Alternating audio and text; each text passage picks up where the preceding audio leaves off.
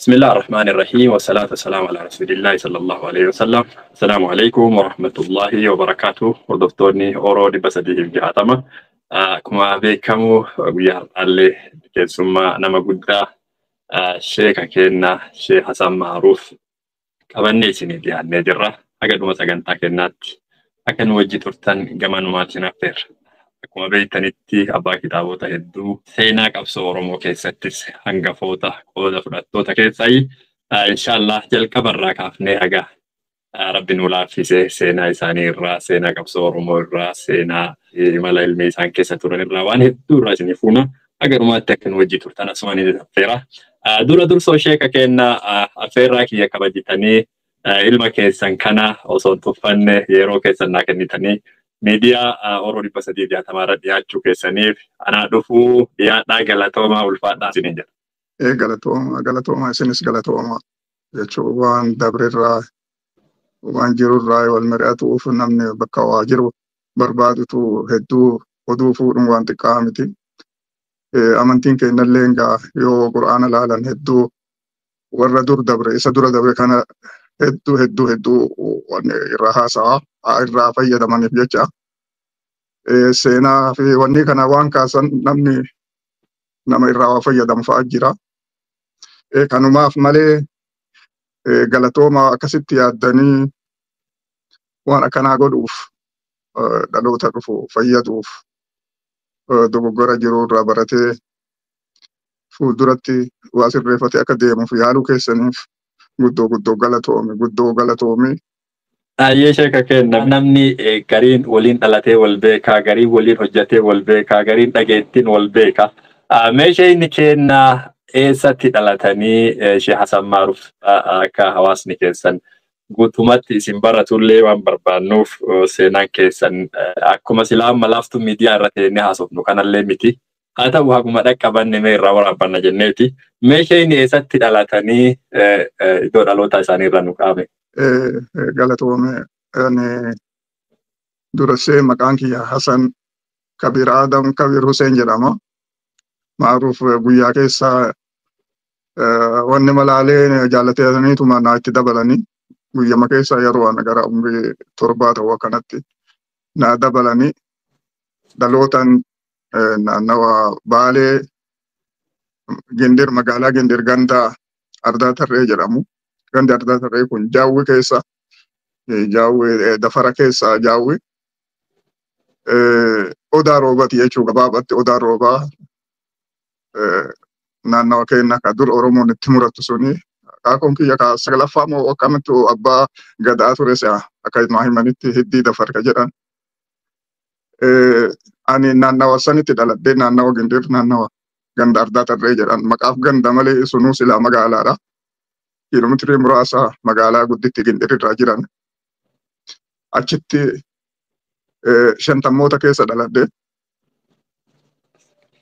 Yeroo dhaladhu kana egaa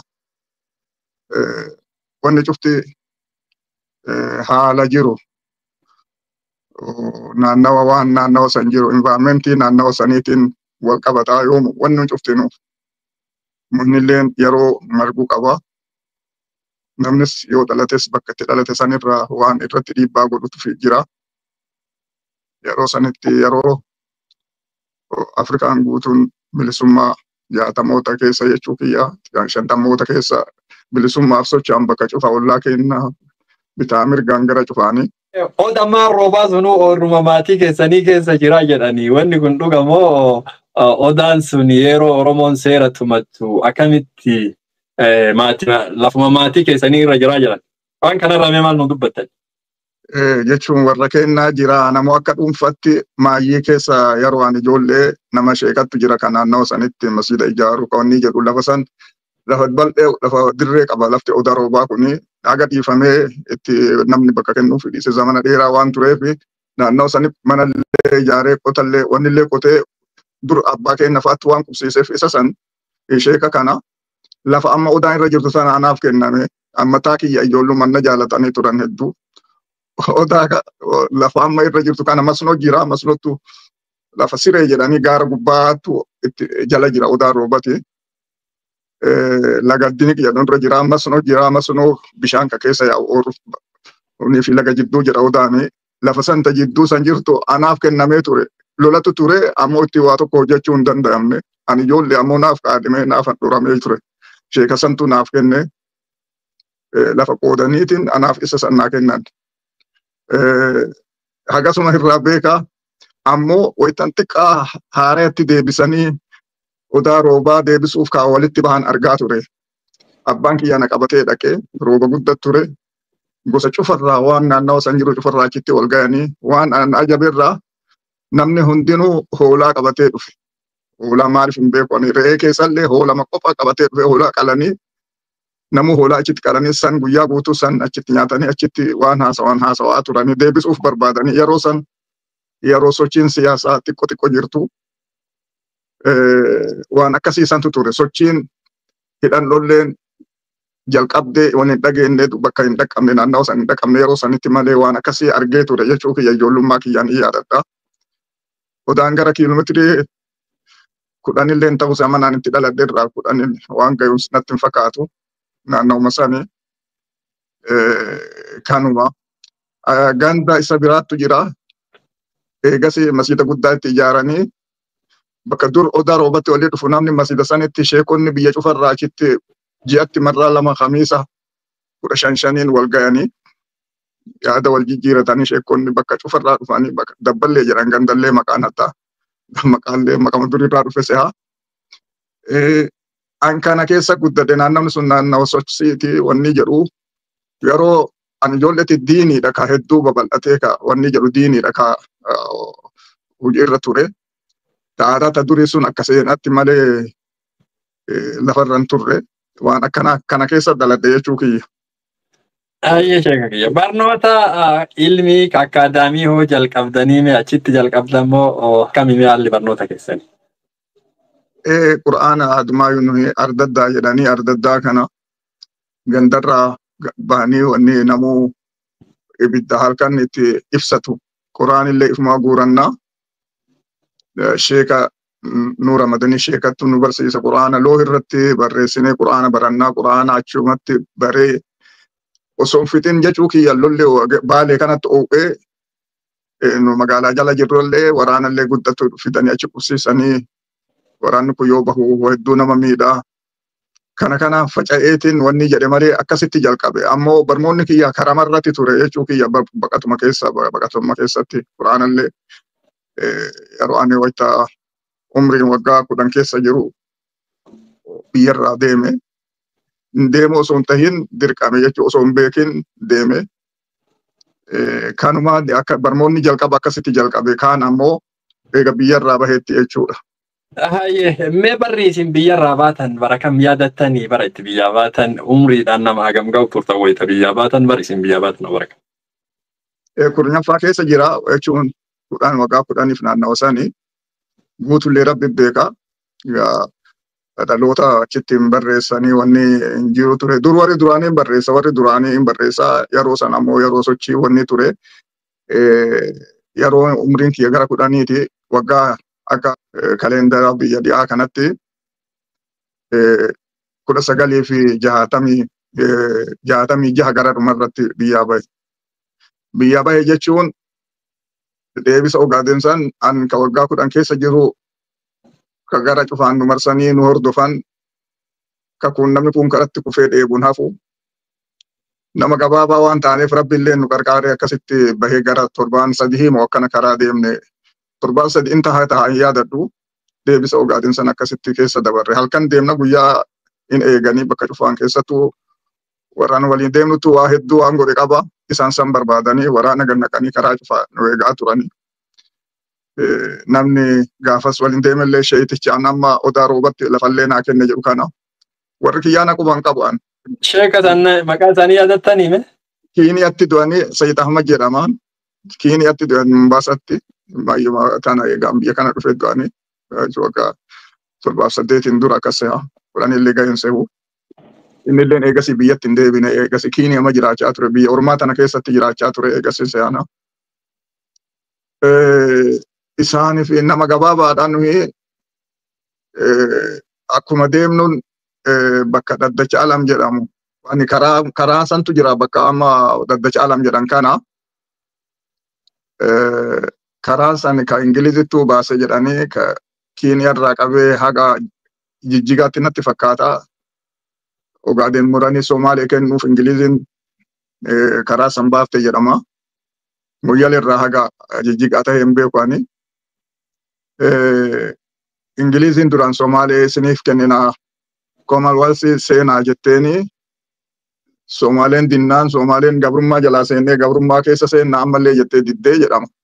Dogoggorri Somaaleen jalqabde san Somaaleen yeroo hedduu dogoggorte keessaa tokko san akkamitti Commonwealth warri dhibii kadhateen dabalamna jedhan isaan ammoo akkamitti kolonii jalaa baanee akkamitti kolonii jala seennaa jedhanii didan jedhama. Saniif dabarsaniitiin gara Itoophiyaatti hambise jechuun Ingiliziin hambifate waan godhuuf barbaadu sanii kaanillee Kiiniyaa jalatti dhiise. Daddacha alam san geennan sheeytichi waliin deemnu ijoolletu jira maatii isaa fageessaa mana isaatii fi obboleeyyan mana isaa fa'aati jira amma achi geennan himenu kunoo Somaalee deemna daawwee seenuuf dhihaanne amma raayituu irraa baanee daawwee seenuuf hanne sarara jechuudha. Kunoo ijoollee fi warri humna hin qabne dubartiin deebi'uu qabdanii galchaa jedheetiin jara nama guuree nu ijoollee tahuu waliin anaaf waahila kiyya tokko fa'aa jira fadlifaa jedhanii nu warratu nu jaalatan hedduu ijoolluma biraayuu namni na harkisaa ani hedduu waaqaan fadhasi nu hambisan abada hin deemu jedhaniitiin nu hambisan nu ijoollee tahuu waliin warra kaan fudhatee deebi'ee inni karaa hin deebisa jedhee gara biyyaa ol hin deebifnee karaa qabatee inumaayuu gara sarariin karaa daawwee qabatee deemanii kaambii waraanatti seenaa achitti qabamanii achirraa rakkina guddaa ture nullee rakkina guddaan saba san irraa mudatee hordofamaa turre marfamnellee turre waraanallee marfamnee bakka wayiitti rabbiin abbaa fedheef ajjeesee abbaa fedhe jiraachisaa osoo waa tokko nurra gariin harkaa baane rabbiin nu baase. Akkana wanni dura jalqaba gandaa baqannee ani wanni baala baata kennatu labsee magaalaa jala halkan dhukaasan labsan biyya kennatti yoo rakkinni wanni jajjabduun argamu dhukaasatu baha. Dhukaasa bahee jala labsanii baqadhaa kararraa waraanni kun oduulu hidha jedhanii magaalarraa qabee jaawwirraa qabeetiin hin dhawama jedhanii halkan keessa baqanne ani yaada haadha tiyya ufaa waliin halkan dukkana keessa baqannee gandi keenya cufti baqatee deebisa jaawwii jedhanii halkan deema bullee achitti galle. Akki namni naannawaan itti dhihaate itti dhaladhe naannawa bishaanitiif masnoo fi kudaara kana hedduu lafa hedduu bareedduuti. Lafa kudaara namni achitti dhalate bakka dhibitti jiraachuun itti jabaata. Warri baqate kun obsuu dadhabee dacha'ee guyyaa lama sadi gadi baanee lafa wanni itti gabbaanan lafa deebisatti baanan hin dacha'ee nun deebine ani sumota kiyyatu kajawaa achitti illee obboleettiin tiyyallee gamasitti heerumte. Achi dhaqee achitti sheeytichi kun nurra dhufe amma lolli guddaan ta'ee odaa roobatti bakkuma odaa roobaa kana lolli guddaan ta'ee warri naftanyaa kun duulee akka jirutti achitti dhumanii sheeytichi kun faan baqatanii achi dhufanii achi fuudhee achi waliin dabre an warri kiyya na qubaan qabu garaan jiru yoo gaafa baqaasan deebisatti baqatuu malee achi garuu kiyya malee bakka an itti maayyii aane warri kiyyallee nan beeku ture nama waliin deemellee nan beekan turanii. Deemnee akkasiin Somaalee dhaqne. Somaalee yoo dhaynu namni gara 10,000 ta'uu leenji'aa ture magaalaa Luuq jedhanii waan mooraa guddoo achitti uummata keenya leenjisanii yoo ganama geettu kana ganama lafdachiin turin sochooti namni kun yoo gaardii jedhanii akkas gaardii wanni lafa dhiitee leenjisan kana lafti turin sochooti heddumina namarra waraana Somaalee leenjisaa ture achi dhufnee nuyi gara dhufne kun karaa dhufnee warri sheeytichaa waliin deeme namni gurguddaan gara nama 3ti. Isaan keessaa karatti warra qabamanii poolisni qabee deemuun makiinaa eeguu hin dandeenyu nu ergaa elkarree bellama qabnaa jedhaniini waraanatti dabalanii poolisa wayaa isaanii ka tuulatanii wanni zaman dheeraa takka wanni jedhan tuulatanii deemanii fi meeshaa isaanii hidhatan kana harka akka taane taanii bahan waan godhanii Kana halkan deemaa bulaniitiin ganda ogaatiin dhufanii ijoolleetti erga warra ijoollee sanitti erganii bishaan gaafachuuf.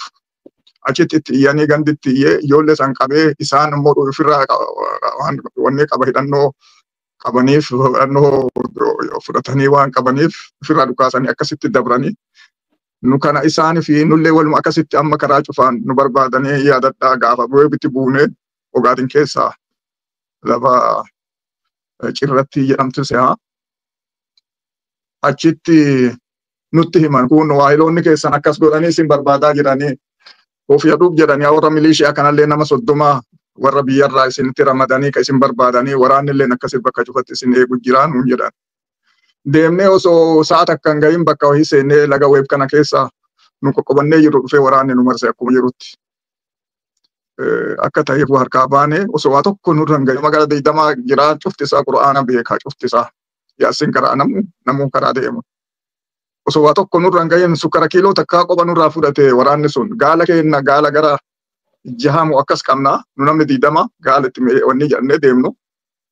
Gaala san keessa oofatee dhiisee biraa baqate wanni dhukaasni dhibii bakka dhibiitii baanan waan nu duuban marsine sehee waraanni sun cufti kana cufa gannaqee kiiloo sukkaraa takkitti fudhatee sanuu ka nama isaan laaluuf deemurraa buufate san qofa fudhate malee waa tokkollee osoo nurra hin gahin akkasitti baanee meeshaa sanillee warra riphee warra dhukaasni guddaan bahee lafa sochoosee jiru mataa ol fudhachuu dhoorganii warra nama gara 5 kan nurraa achi keessatti hafe santu achitti sodaatee yoo inni gara galgalaa laalu gaalillee ni jira warra santu gaala kennallee nuu fe'ee meeshaa kennallee nuu fuudhee halkan deemaa bulee ganama nu dhaqqabee akkas karaa hedduu waa hedduutu nu karatti nu mudataa ture karaa nu deemnu cufatti waraana gaaf xayyaaraan buusanittu jira.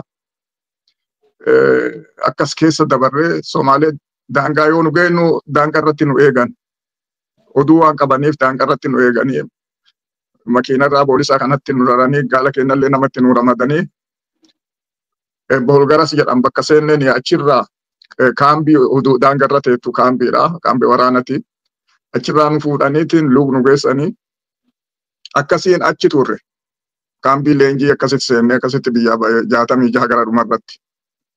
Kaambii leenjii kana hoo leenjii waraanaa kana fudhattamoo isin barnootuma diinii itti fuftan maal keessa turtan akka Somaalee turtanoo Somaalee irraa hoo bara kam baatan?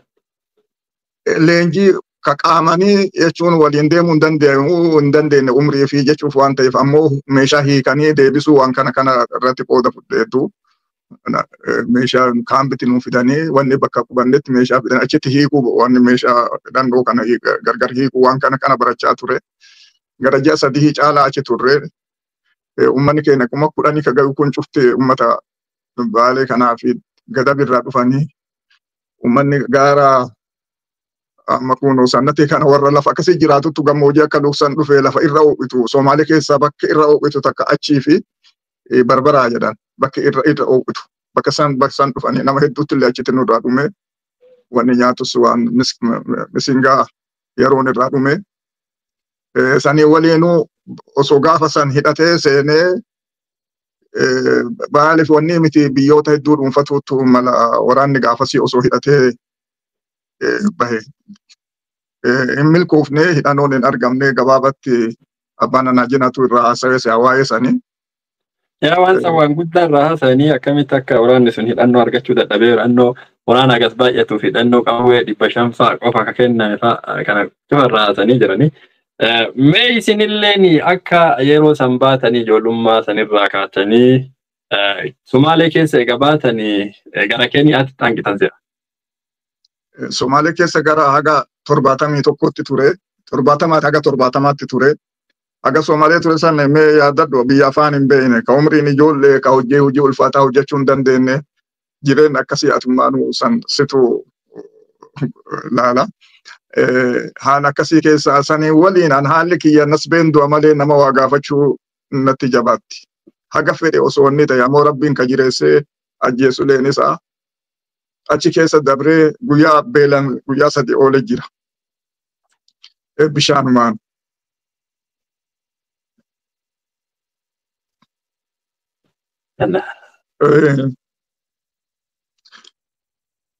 Yaadadhaa nama tokko Tirtiroo jedhanii maqaan isaallee haga har'aa na duraan banne kun waggaa 60 nama warra raayituuti. Isaan dhagaa cabsanii hojjetanii warri humna qabu Mogadishotti. An bira baanan ana kabubbeen naan deemtu arginaan na jala fiigee dhufe.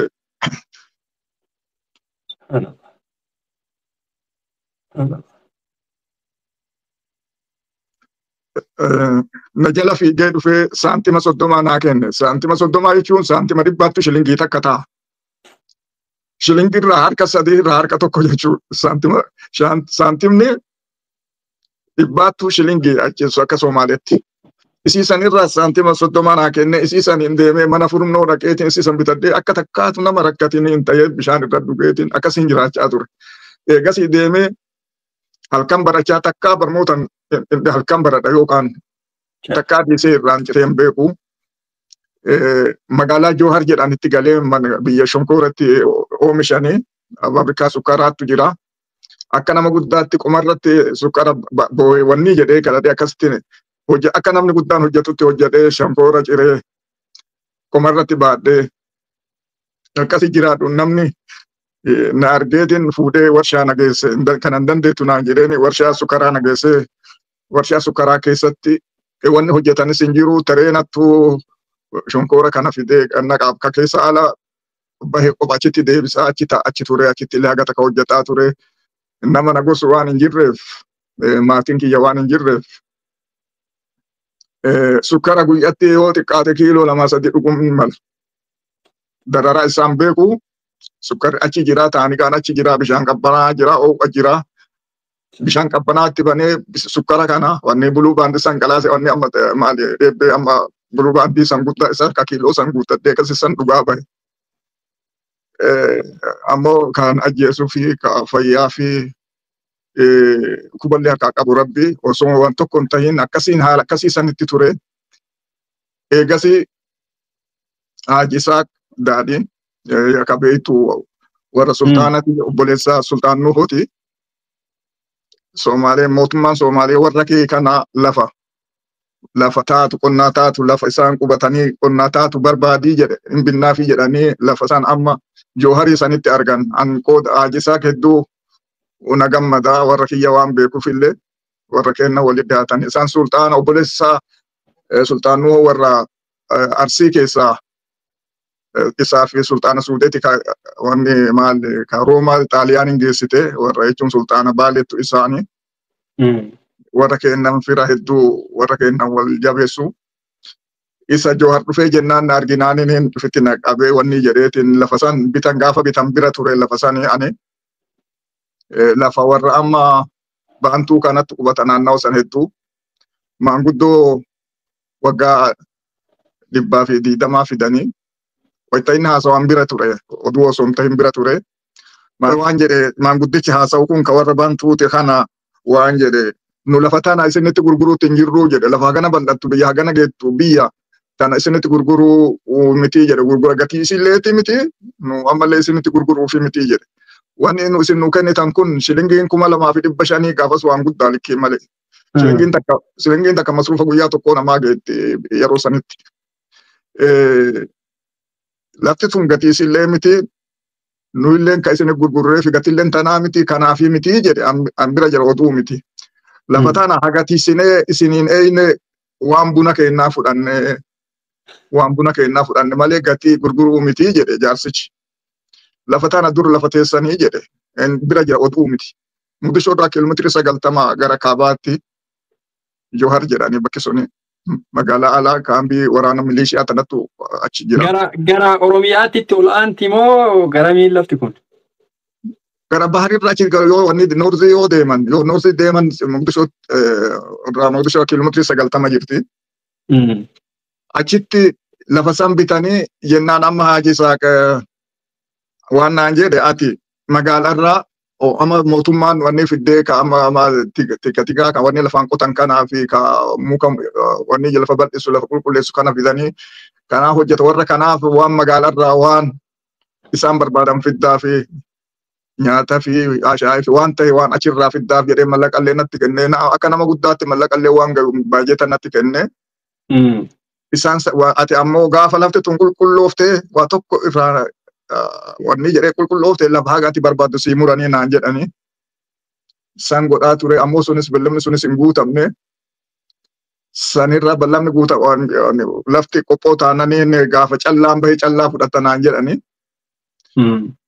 amma namatu dallanee Jawahar Elemoo jedhanii warra jalqaba wanni hizbii jedhanii hidhaterraa nama duraati warra duraati ka Ogaadeen waliin Maktal Taahir jedhanii ka Ogaadeen keessa jalqaba socho'uu jalqabe shantamoota keessa si'a warra gurupii sanirraa tokko inni sun hedduu waan na jaalatuuf dallanee lafa isarraa lafa akkam gabbattu naamuree ifuma sa'a sadii naa qochisiisee wanni ka tarbiilan wanni kana maashiin naa qotee naa kenne gaafa irraa waa argatte naa deebifta naan jedhee isiisan qotee ani wanni sinqii godhadhee Kiiniyaa dhufe. Kiiniyaa dhufee naannawa cufa naanna'ee karaa cufa naanna'ee ani amuraanni kiyya duraan asiin karaa Boorana naanna'ee karaa Kiiniyaatiin Boorana keessan biyya galee biyya teenan dhiisan akka durii namni isaa ka ala bahee ganda'een irra kisan. Karaa dhosaatiin dhaqeetiin sinqii barbaadadhee Suudaan deemuudha niyyaan kiyya. Ammoo karaa Boorana keessan dabruun hin danda'amu oduu iskeen adumaa beekta warra dhibittu nuu himiti warra dhibii oomisha kennallee warra dhibin nuu hima warra ummata nama muratu nama maaliidha waan garagaraa jedhanii nama hin dabru nas beenuun jire namni hin dabru karaa san jedhanii achi Somaalitti eega ji'a jaha Kiiniyaa keessa naanna'ee haga Malindii dhufee jedhee eegasiif duuba karaa Gaarisaatiin eegasiif Muqdishotti haara'e. Mee yeroon jalqabaa isin barri jalqabaa Keeniyaa seene 70 jettanii 1970 jettanii. Gara dhumarratti 70 gara dhumarratti 70 jidduu san keessaa ifan qabu. Mee gaafileen ani isinii qabu ta hedduu irratti akka na haasoftan fedhu hedduun afoo jirti. Keeniyaa 1970 seentanii akkuma biyyaa baataniinuu hatta Somaaliyaatti illee meeshaa waraanaallee hiikuu taatu waan garagaraa taatu qabsoma tana keessa turtanii. Mee yeroo Keeniyaa seentanitti illee barnootuma itti fuftammoo gara qabsoo Oromootti itti dabalamtammoo maalirra turtan yeroo jalqaba gara Keeniyaa seentan?